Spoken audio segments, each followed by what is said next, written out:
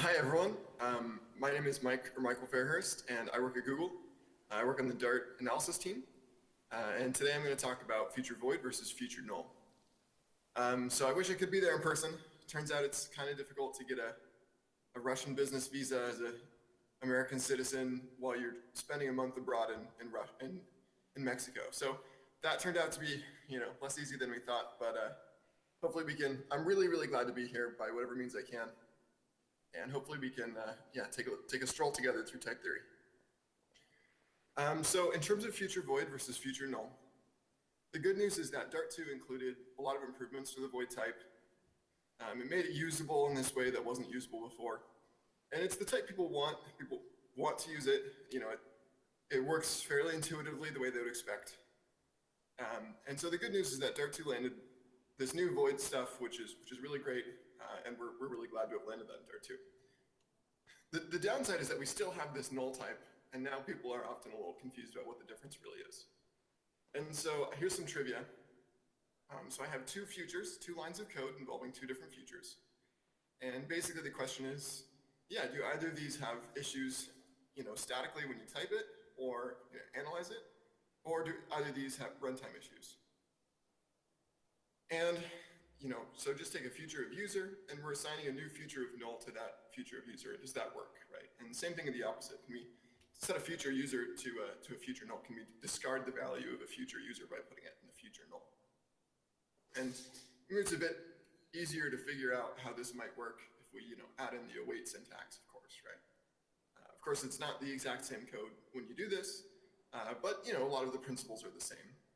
And this itself, of course, boils down to this. And here you can really see, kind of the crux of the problem. So if you have a future null, then your code it's not gonna complain at runtime, and it's not gonna complain in your editor, and it's not gonna fail at runtime. It's just gonna set your user to null. So where you might have thought you made a future that contains no value, that's a little bit too accurate. You made a future that includes a no value rather than making a future that can't be used, right? And then the second one fails as well. So, an instance of user is not an instance of null. And so you might have a future which does some work and then produces a user at the end. And, maybe it's optional whether you really need to use that. But according to the type system, if you use future null, then, it's invalid to treat a future user as a future null because it doesn't produce a null value, so it's just not allowed. And this is not usually what people want. Usually, the ability to treat the work that something performs and the return type that it does is different is usually ideal. So of course there's a really easy solution to these kind of, maybe counterintuitive things, and that's something that most people are already doing is just to use void, right? The void type is made for this. We specifically put the work in for Dart 2 to address this potential confusion, this potential trap, and so the easy answer is just to use void. Once we use void, then the examples become different, right? So the first line, this will fail at runtime. If you have implicit checks turned off, then you can get it to fail in your editor immediately as well. And then the second line is actually totally valid as it should be, right? Assuming that you've got a future of user and it's doing some work and then producing a user at the end, you can use it as a callback where something doesn't expect a user if it doesn't expect anything at all. And once again, that's usually what people want because the work something does and the value it returns are kind of separate. So we're still on some really good news here, right? The good news is that 99.9% of the time, you should be using the void type. And if you can get anything out of my talk, and that this is the biggest thing, if you still thought null maybe had a 10% use case or something like that, I would encourage you that it's a lot less than a 10% use case. It's 99.9% of the time that you probably want to be using void these days. So the new void it's a little stricter than the old void, and it's a little more intuitive in what we want. So and it's basically just it's a type you can't use, right? This is what people want. If you have a void function, you call it, and you try to print that result, then that's not allowed, right? And this actually used to be accepted in Dart 1 because the function took dynamic or object, and so it was considered okay. But in Dart 2, this is not allowed, and that's what people want. And At the same time that we made it, we made void usable in fewer places, we've made it usable in more places syntactically, right? So you can actually do this. You can make a function that has a void argument. And I know that seems strange, but it actually works the way that it should when you think through how this strange situation should work. So if you try to print the argument, then you can't, right? You're not allowed to, it's a void. So we made it more usable and less usable at the same time.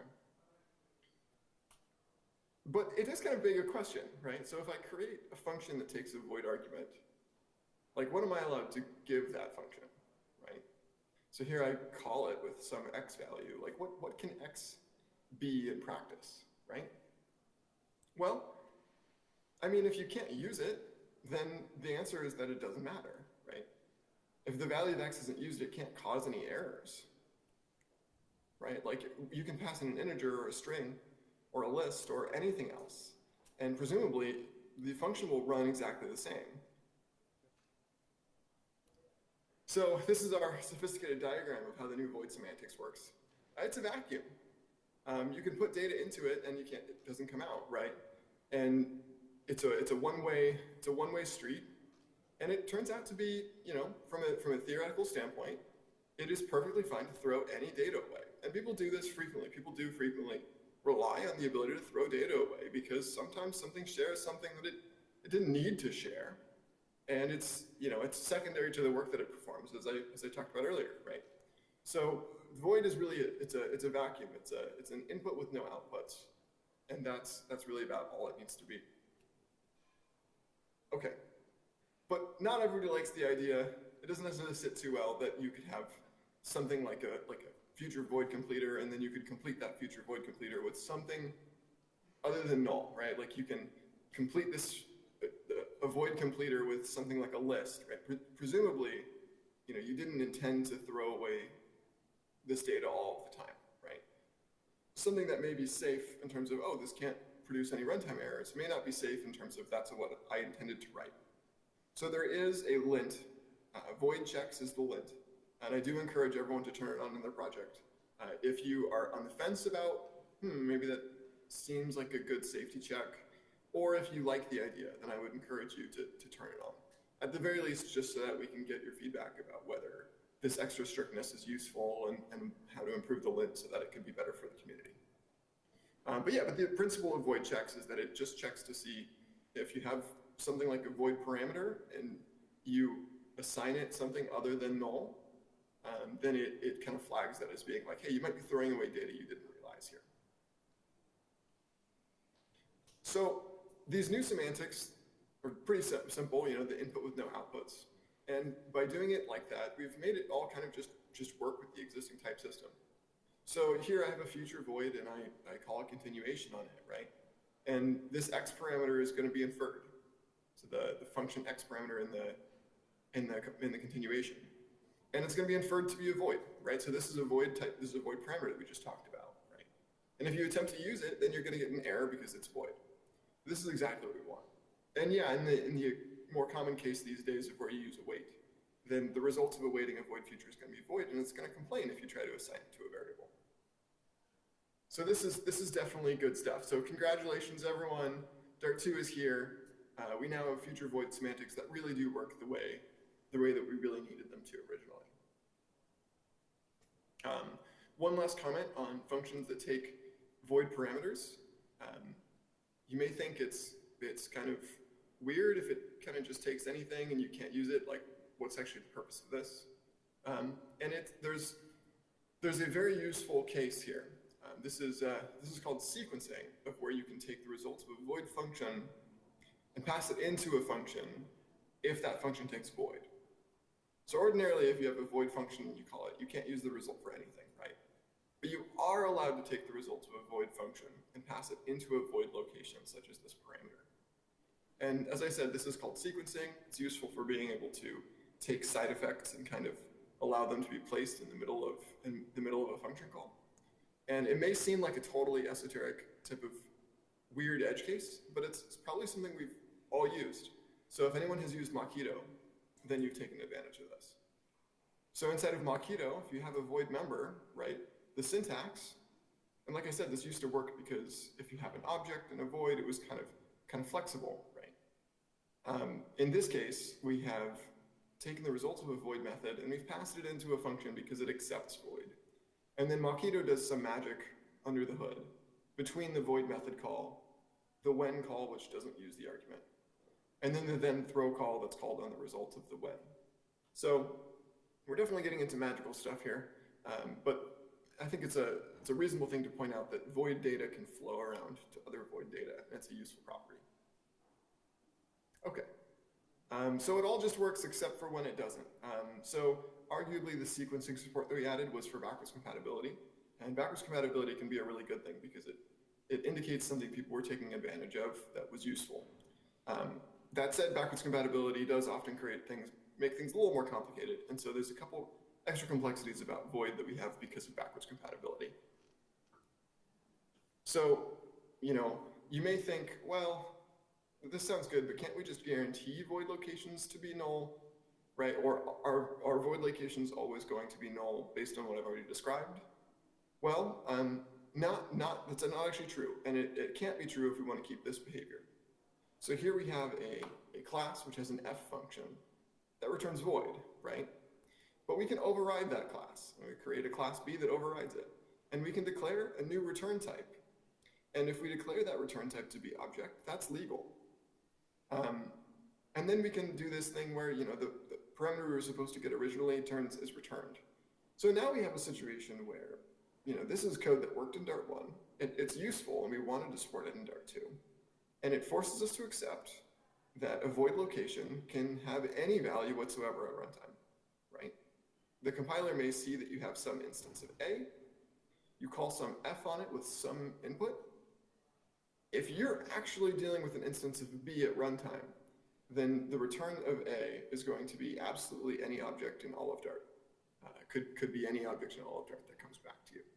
So just because a method is declared to return void, or a parameter is declared to be void, we don't actually, as long as we want to keep this for backwards compatibility, which we do, it's useful, then we're forced to accept the fact that void is not always null. Void is a label on top of any value, not just null. So before I said, assuming that a value isn't used, then it can't have any effect. Well, so we're in an interesting circumstance when we realize that void values don't have to be unused. And when I say that void is a type which can take in absolutely anything, there's already two types like that in Dart, and they're sibling types. They're object and dynamic. So you might be a little surprised to hear that the void type is a new sibling type to object and dynamic.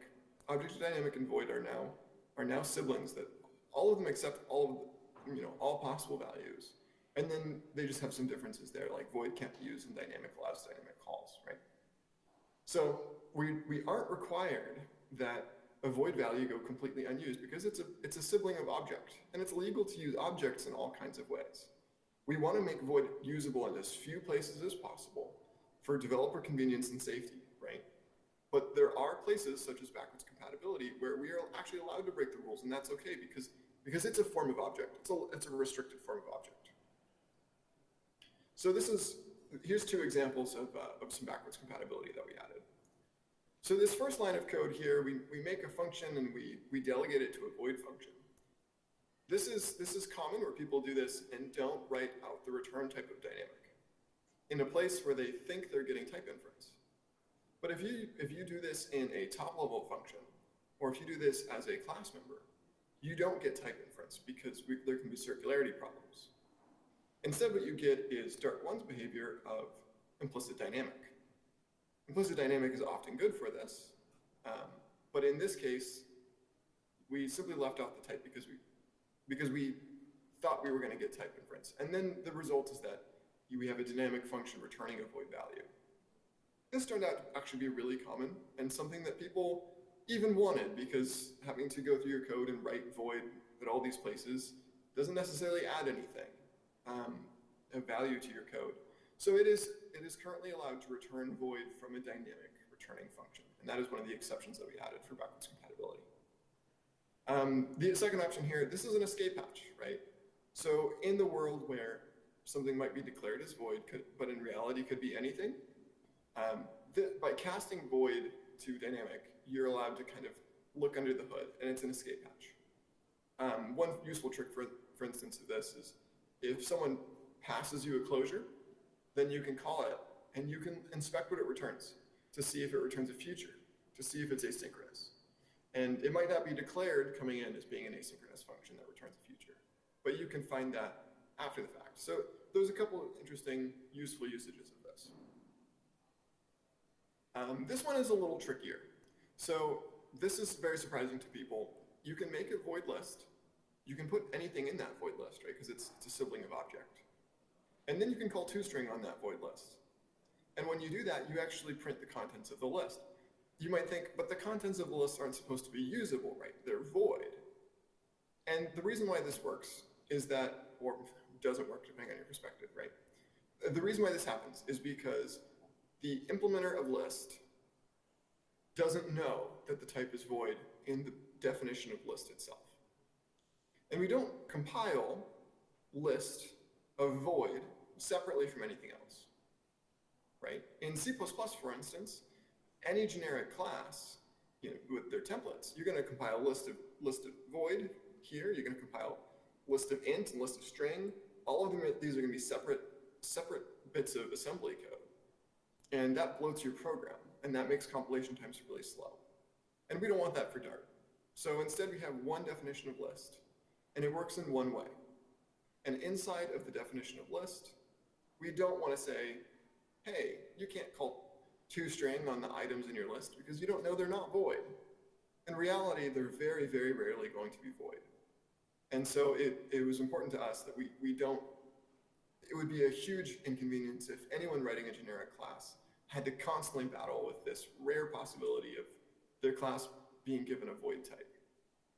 And so instead, what happens is that this works. And we haven't seen anyone run into any problems from this aside from confusion. But it is something interesting that's worth knowing. Okay, so you've learned a lot about void. You've learned things that make sense, things that maybe don't make sense, some of the backwards compatibility. But before we talk about null, I want to talk about something that's kind of in between void and null, and this is a cool type called the bottom type. So the bottom type is an academic type. It has a very simple definition, which doesn't lead to any obvious usages. It turns out to be this really, really weird type, which is currently my favorite type. And I think it's a really fun one to explore that will put this whole conversation in good terms. So the definition of bottom type is this. The bottom type is the subtype of all types. Okay, so that's not to be confused with being the supertype of all types. Right? Object is the supertype of all types, right? The bottom type is the subtype of all types. So that means bottom is a subtype of person. It's a subtype of car, user, animal. Every class that has ever been written, could be written, or will be written, is a subtype of all of those things. So the bottom type is like a car, person, animal thing. It's everything at once. And if this sounds absurd, it should. I like to think of this as the absurd type. It's wholly absurd, the fact that this type exists. And in fact, this symbol at the bottom, this upside down T, that's its formal symbol. And it's not uncoincidentally, or not coincidentally, that's the symbol for false, which it's like that for a reason. So yeah, so it's a very absurd type. And here's an interesting way that it can be kind of useful. So if I take programs that never return, and there's two easy ways to write that, right? We can have a program that loops forever. We can have a program that always throws.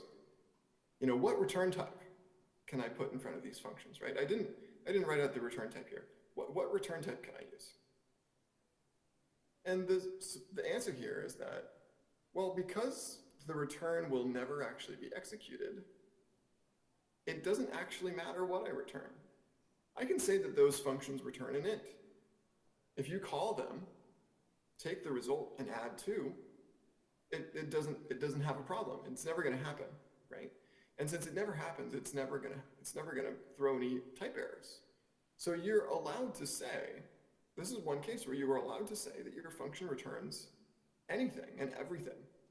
And that means you're allowed to include, you're allowed to return the absurd type bottom. So how can this be useful? Well, there's a programming language called Haskell, which uses this a lot. And you can do the same principles that they often rely on in Dart. You can make a function called undefined, and you can declare it as a function that throws, crashes your program, and returns, and is declared to return the bottom type. So now in this case, we've got a conditional assignment.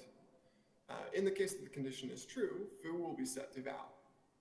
In the condition that condition is false, then foo will attempt to set itself to the result of undefined, but there will be no result. Undefined will be allowed to be assignable to any type here because it's declared to return bottom. And that's fine because it will always just crash. So the bottom type can refer to code that doesn't run. So here's another practical example of that. So in Dart, lists are covariant. That means that you can take a list of integer and you can treat it as a list of object. And so we can do this, we can apply the same principle by making an empty list of anything. If you have a list of bottom, then that list will always be empty because there's no actual value that satisfies this absurd principle of being the subtype of everything. And so what you end up is a list that's guaranteed to be null. And it's perfectly okay to treat an empty list as an empty list of anything. So here I take a list of bottom, an empty list of bottom, and I assign it to an integer list. And then I iterate over the integer list, and I start using the values inside the list as if they're integers. They're not, right?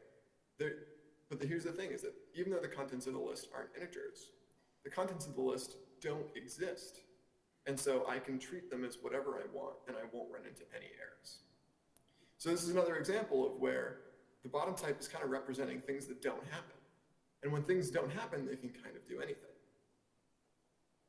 Okay, so that's covariance, and covariance is pretty intuitive. I'm going to refer to contravariance, which is a cool subject in and of itself. Basically, for reasons that I won't go into here, under normal circumstances, a list of integer is, can be cast down to a list of object. But when you're dealing with function parameters, it's actually the opposite. And you can think about that on your own. It's an interesting property. But this gives us kind of an opposite option to use the bottom type. So if the return type of a function that returns bottom is a function that doesn't return, then a function which accepts bottom is a function that can't run, right? You can't actually produce any value that you can ever actually put into this function to call it. So by declaring a function that accepts bottom, you've made a function that can't run. Okay, how can that be useful, right? Well, it's actually very useful because any function that can't run is a supertype of functions that can't, right? Any function that can is a subtype of functions that can. These things get too complicated. So if you think about it, this actually makes perfect sense because you might have a function that has some restrictions, right? It can only work if it gets an integer, it only works if it gets 2 arguments, right? You have these restrictions on it. The minute that you say, oh, and it's not going to run, well, now all of the restrictions go away. And now you can treat all of these functions as the same thing. And this has a very useful usage. So here we create a function which accepts the bottom type. We declare it as f as a function that accepts bottom. We can then put any unary function inside of this variable. So here we do that, right? We put an integer, a function that accepts integer, into our reference of f. And this is okay, right? Because it's okay to treat any function with any property as a function that won't run. And so we can have any unary function here. We choose a function that accepts int. And then when we want to call it, this is where we run into the problem of, well, it can't actually be called, right? So we do have to cast it to dynamic before we can call it. But this is a useful trick in Dart. You can write really specific, yet generic, function declarations this way, or function references this way, right? You can have a function that accepts, you can differentiate between a unary function, binary function. You can even put restrictions on you can declare a function where the first parameter is integer and the second parameter is anything by declaring bottom. So this is much more useful than Dart's all-opening function type, just the word function by itself. That's a function with any number of arguments, any return type. That's probably more open than what you usually want. In this case, you can actually restrict it down to a function with specific argument restrictions. Okay, so the bottom type is a really cool type. It's really weird. It's, yeah, code that doesn't run. You probably rarely want it in your code, right? Well, now we can talk about null. And as you might have guessed, null is Dart's implementation of the bottom type. Now, it does have an escape hash. The bottom type is code that can't run, right? That has no satisfiable value. Well, in Dart, anything can be null. And so if we didn't include the bottom type in that, that would be, arguably a little off course, right? Now, if we add non-nullable types, then we make it a new bottom type, which really, truly just cannot, under any circumstances, be completed. But for the moment, we don't have non-nullable types, and so anything can be null, and it would be a little disingenuous if we didn't allow our bottom type to be null. And then you get into this obvious relationship between, anything can be treated as the null value, right? And the null value can be treated as, the null type can be treated as anything. There's a pretty clear relationship here, and so they have the same name and they share a lot of the same properties. And this does make a lot of sense. But it does make some simple things a little more complicated. So I'm gonna take a simple declaration here, and I'm gonna make this nothing function, which just returns null. And when you look at this function, you may, under some circumstances, go, I want this to return null itself. I don't want to declare this as a void function. I want to declare this as a null function. And that's because, it's like you wouldn't make a function that returns 4 and declare it to return an object. Right? You would say it returns an int, right? 4 is an int, and that's the most useful specific type. So if you have a function that returns null, sometimes null is the most useful specific type. Specifically, if it's an override, maybe string, right? You have someone has a class that has a get name, and then you have a nameless person that doesn't have a name. Maybe you'd override get name to return null. And this may be a good idea because it does give you some additional restrictions, right? Like if we try to call x on the result of this, then it knows there's no such member x on the null instance. But it does maybe give you a little bit of a false sense of security. Because, first of all, null does have members. Null does have a toString member, it has a hash code method, it has the equals operator, right? There are things that you can do with null. And so, yes, it's a much smaller set than the amount of things maybe available on, say, string, but it's still not perfect safety there. And then secondly, what we've kind of done in this program is we've kind of just made the letters N-O-T-H-I-N-G parentheses as a synonym of the letters N-U-L-L, right? We've made the word nothing kind of just this empty synonym of the word null. And I may as well have written foo on the second line here, I may as well have written foo equals null. So yeah, it'll work, the assignment will work. And foo equals nothing is probably not code you'd ever want to write. You'd probably just want to write foo equals null, right? Null can be a bit of a Wild West value. Anything can be used and it's not always a good thing. And so having more ways of writing this kind of Wild West value null is probably not what people actually want. The same thing, of course, goes for function calls. You can call a function with nothing, and that's the same as calling it with null, which is allowable for any unary function. It's probably not what you want if instead of using nothing here, we're using something like an override of a class that has a get name function that's overridden to return null. There's probably very, very few circumstances where you actually want to create where you want to rename null in this way. Okay, but people very rarely make functions that return null. What we really have in practice is future null. We have a bunch of future nulls from Dart 1 code laying around, right? Well, the principles are the exact same, of course. If you await future null, you get null. And so it's kind of like you're making the phrase await future null a synonym for pause execution, and then use null. And that second part, and then use null, is this really usable Wild West kind of value that can cause bugs in your program. And you probably don't want to have that type of value sitting around in your code waiting to happen. So when should you use future null? And there's still any times? Well, yeah, there are still actually times where you want to use future null. And that all comes back to bottom. So if a function returning null, if a function returning bottom is an acceptable usage in certain times for functions that never return or functions that always throw exceptions, then yeah, the same principle applies to future null. So if you have a feature that never completes, then it's okay to treat that function as anything, right? Conditionally use this feature or the one that never completes, right? It can pretend it's anything, and that's what the null type is made to do. And if it never completes, you're never going to get a type error because it's never going to complete. We probably don't have a lot of features that never complete because that would block resources potentially awaiting that and things like that. But more likely is a function that always throws. And a function that always throws can pretend it returns anything because it's not the return type that matters. It's the fact that it throws that matters. And this is just like writing a function that returns bottom. So it all goes back to bottom. What about some other types, right? I've heard people defend stream null as being better than stream void. And I don't think that's what people want, because if you have a stream where it's only the timing of the events that matter and not the content of the events, then what you really want is you want a stream of unusable values. And then you only get the timing of the listener as the only information you get. And that's exactly what you want. Stream void is what people usually want. When would you want a stream null? There are times. A good example of a stream null is that a stream null is directly comparable to a list of bottom, right? A list of bottom is a list that can never hold any values. It's an empty list that you can treat as any type of list. So you can do the same thing with stream null. If you make a stream null, that should be a stream that never gets any events.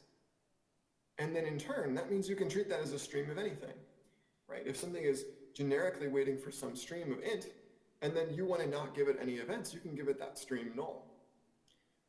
And so it's directly comparable, once again, to the bottom type, the weird bottom type. And then for sync null and stream controller null, these ones are even less likely to be useful as null. But if they are useful, it's because they're, if you treat them as function of bottom. Remember, function of bottom was a function that can't be called. So if you have a sync that can't be called, then by all means, use sync null in your program. If you have a stream controller that you want to be unable to broadcast to, then by all means, use stream controller null. And this is directly comparable to functions. And you can probably use the same trick of where you can then you can use this to collect streams, you can use this to collect syncs or stream controllers of any type, because you put them all up in this null package where they can't be used. And then later on, you cast them before you actually use them. And of course, there's a lot of types that I could cover here, and I don't have time to cover them all, right? But the lesson here is that it all goes back to the bottom type. So use null in your code when you want to use the bottom type, and that means leave a long comment, right? It's a weird type and for weird circumstances. Or use null as a synonym of null. So there are times where you want a synonym of null, but be aware that that synonym is usable everywhere as everything, just as null is. And use it as a placeholder for execution that your program will never reach, right? A feature that doesn't complete or a feature that always throws. Or use it as a container that is empty. It has to be empty. And because it's empty, you can pretend it's a container of anything, like list of bottom, or as an output with no inputs. So this is probably the best, most general way I can describe the usages of functions. So hopefully, I know it's a really weird ride and it's a really weird type, but hopefully everyone here has gotten some idea of void versus null and been able to see why void is probably the type you want and null probably isn't. And we can go back to this trivia with our new knowledge and we can say, hey, you know, we're new and wisely informed. What do we think of this, right?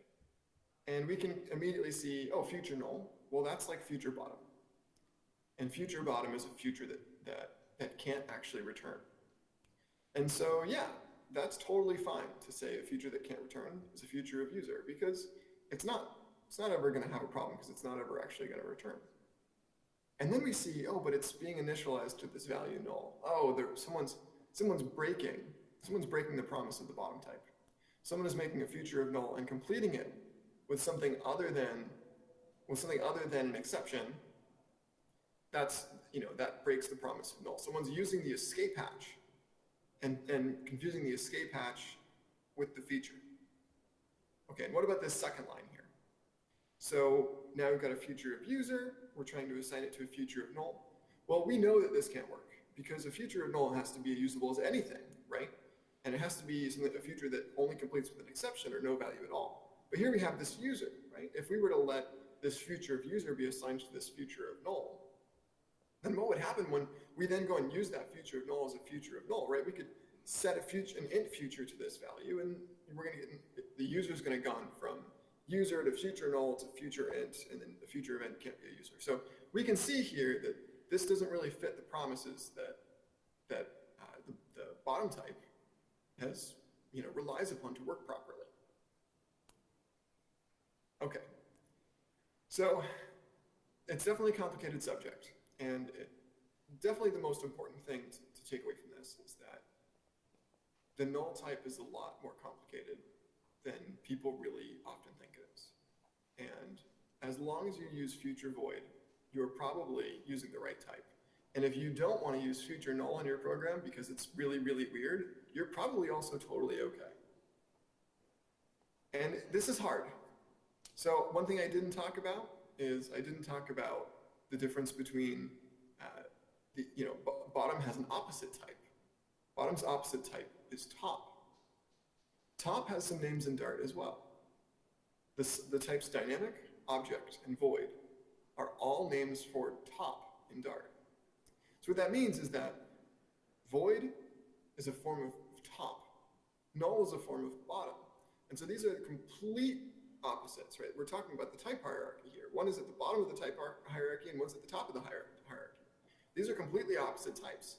And yet they seem like pretty good candidates for the same job, right? You could describe them in similar language, like nothing, lack of a value, right? So this stuff is hard. This stuff is definitely hard. And I don't think it was a mistake at the time, given Dart 1. But I think the problem that we're in today regarding future null is that we suggested this really, really weird type to be used in a lot of places. And so I think that is what we've done wrong for opening up this question and making this topic seem confusing. Because we didn't make the topic confusing, right? The topic just is confusing. It's a self-occurring, it's a naturally occurring type that's useful. And it exists in many languages like TypeScript and Scala. There's a form of it in C++ and Rust, right? And there's not the same confusion in those languages because they weren't ever recommended to like, hey, you use it everywhere all the time. It's a pretty good substitute for what we are gonna one day have. So it was still the right decision it would have been bad advice for us to withhold what was pretty good advice for Dart 1. But now that we're in Dart 2, we really have to look past that advice because that advice is really outdated.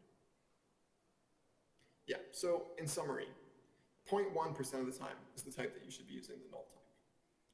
And my hope is that now everyone in this audience is going to find one of these cases at some point in their careers where they see that they want to be using this really weird bottom type and get the chance to use it.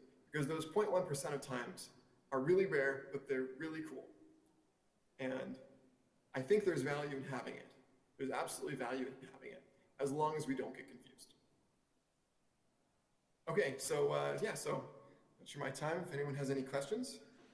Looks like I maybe went to right at the end without questions. I know if anyone wants to read that, I have my contact info here.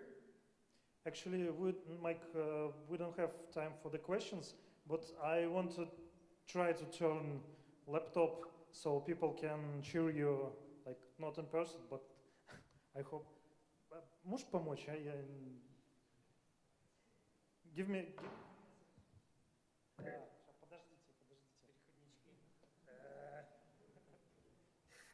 Ну давайте, может быть, похлопаем. Hey.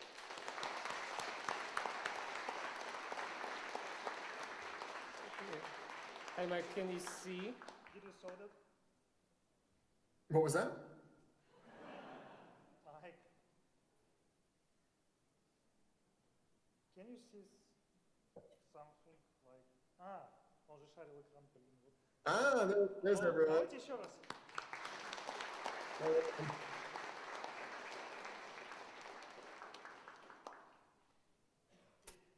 Thank you, Mike. Thank you everyone so much. Mike, thank you for your time, for your presentation, and good luck. Yeah? Thank you. Okay. Thank you.